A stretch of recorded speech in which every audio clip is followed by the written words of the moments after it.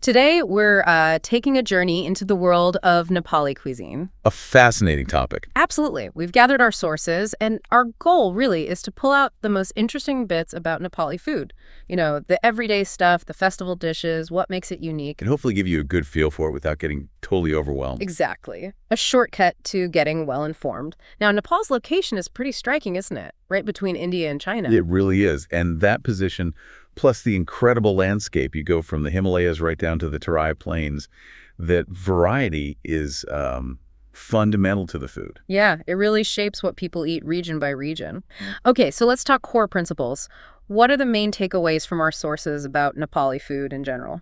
Well, the words that keep popping up are things like simplicity, healthy, and a real focus on fresh ingredients, locally grown stuff. Right, and how does it compare to its neighbors? Sometimes Indian food, for example, can be quite heavy on spices and oil. That's a good point. Nepali cooking, generally speaking, seems to use a lighter touch. It's often more about letting the natural flavor of the vegetables or lentils come through. So less overpowering spice, more earthy. Exactly. That connection to local produce and the fact that so much is home cooked gives it this authentic, earthy quality. Makes sense. And the absolute foundation seems to be Dal Bhat Tarkari. Our sources hammer this home. Oh, definitely. It's described as the staple, eaten across the board, all classes, all regions, often twice a day even. Twice a day. Wow. So what exactly is in it? Let's break it down. Okay, so you've got bhat, which is steamed rice. Simple enough. Right. Then dal, a lentil soup. This could vary a bit. They might use masoor, moong, black lentils, different types. And the flavoring, is it complex? Usually pretty straightforward. Turmeric, maybe some garlic, perhaps a little ghee, clarified butter. It's nourishing, but not overly heavy. Okay, so rice, lentil soup, and tarkari. That's the vegetable curry. And this is where the seasonality really comes in. It could be potatoes, cauliflower, spinach, green beans, whatever's available locally. So it changes all the time? Pretty much, yeah, depending on the season and the region. The spices are common ones, like cumin, mustard seeds, maybe some tomato. It's quite adaptable. So that resourcefulness seems key. And then there's achar, the pickle. Ah, yes, achar. Essential. It's always mentioned as adding this kick, fiery, tangy, lots of flavor. Sounds like it lifts the whole meal. What goes into it? All sorts of things. Radish, cucumber, tomato are common. But you also see interesting ones like fermented bamboo shoots. Fermented bamboo shoots. What's that like? It adds a unique sourness, a kind of pungent depth. Really shows the traditional preservation techniques. Fascinating. So Dal Bhat Tarkari with the achar is the core. But there are other daily foods mentioned too, right? Yeah, definitely. Things like roti, the flatbread, pop-up, and kedo. Kedo, what's that? It's a kind of porridge, usually made from millet or buckwheat flour. That's quite hearty. Probably good for colder areas. Okay. And thukpa. Ah, the Tibetan noodle soup. Very popular, especially up in the mountains.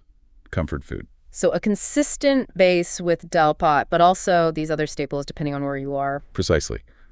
Which leads us nicely into the regional differences. Nepal has, over 120 ethnic groups? Incredible diversity. Yeah. And that must show up in the food. Absolutely. Take the Kathmandu Valley, the newer community there.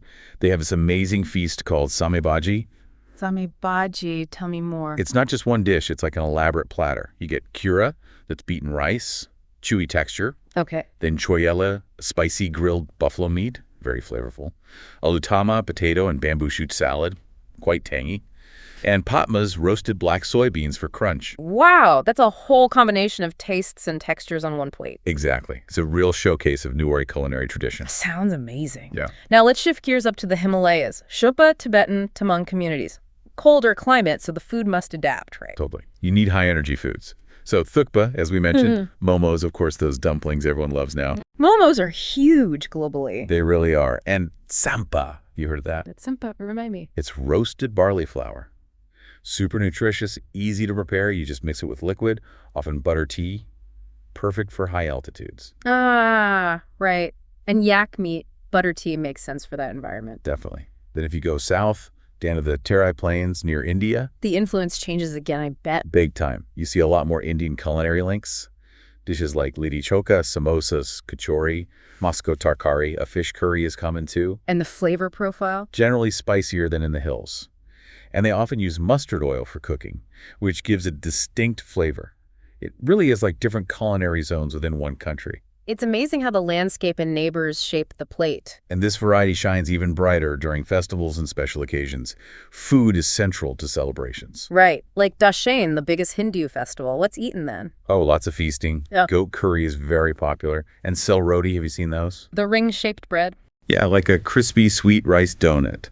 Delicious. Yeah. And kheer, the sweet rice pudding. Wow. Classic festive food. Sounds wonderful. And Tihar, the festival of lights. That brings colorful sweets and a special snack called anarsa, made from rice flour and jaggery. So each festival has its own signature tastes. What about Maghe Sankranti?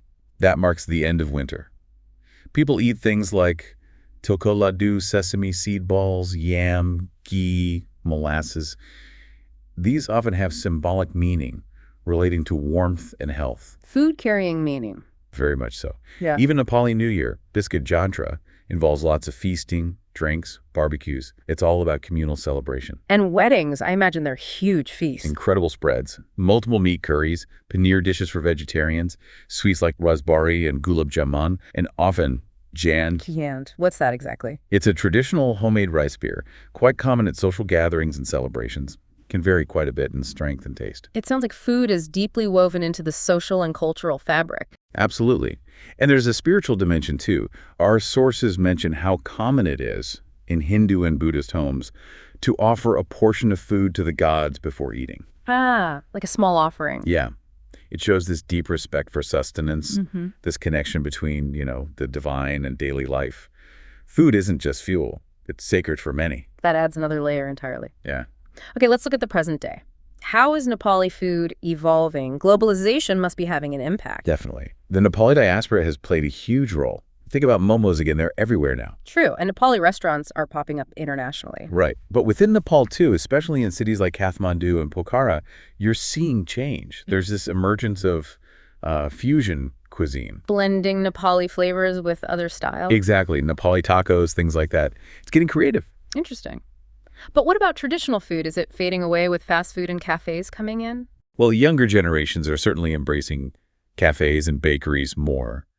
But the sources suggest traditional home cooking is still really important, especially within families. It holds its ground. That's good to hear. And there's another interesting trend. A growing interest in organic farming and reviving older traditional grains. Oh, like what? Like kodo, which is millet, and fapar, buckwheat.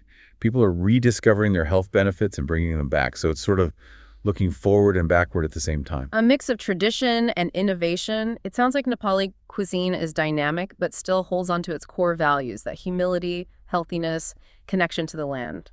That sums it up well. It's constantly evolving, but keeps its essence. So we've covered a lot. The Dal Bhat Foundation, the amazing regional and ethnic variety, the festive foods, the spiritual side, and how it's moving into the future globally and locally. It's a rich picture. Definitely. Which leads us to a final thought for you, listening. Think about how this cuisine, simple in some ways, but so incredibly diverse, reflects Nepal's own cultural mosaic.